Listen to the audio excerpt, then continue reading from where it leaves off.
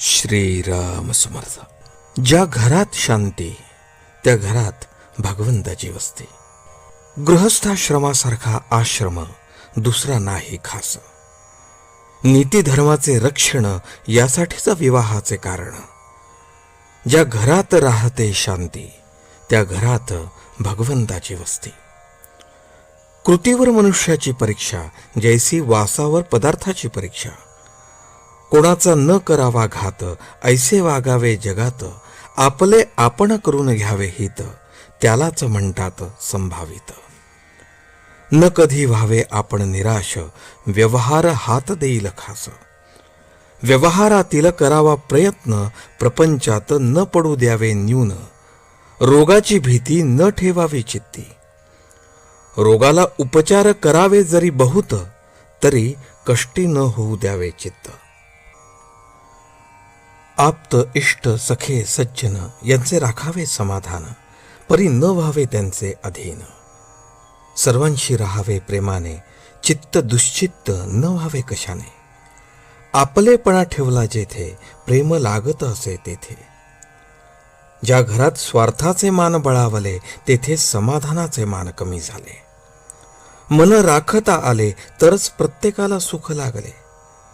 सुखाने नांदावे नवरा बायकोंनी राम आणावा ध्यानी.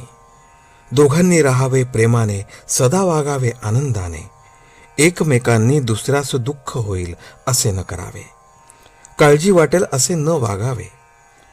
घरातील माणूस मार्गाने चुकले त्यास प्रायश्चित्त हवे खरे पण ते नसावे जन्माचे तेवढ्यापुरते असावे साचे.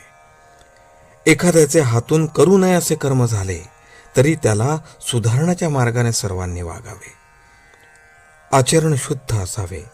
एक पत्नीव्रत सांभाळावे. प्राण गेला तरी परद्वार करू नये. कोणतेही व्यसन करू नये. नीच संगत धरू नये. भलते काम करू नये.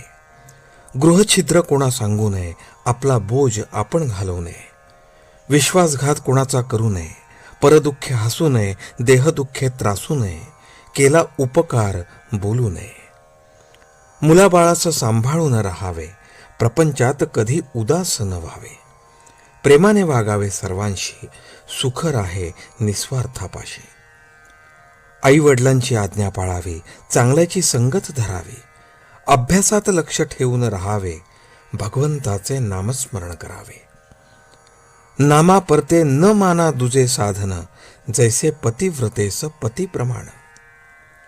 नामा परते न मानावे सत्य ज्याने राम होईल अंकित. हेच साधू संतांचे बोल कोणीही न मानावे फूल. आजचे बोधवचन. कोणतेही काम करीत असता राखावी मनाची शांती. जानकी जीवन स्मरण. जय जय राम.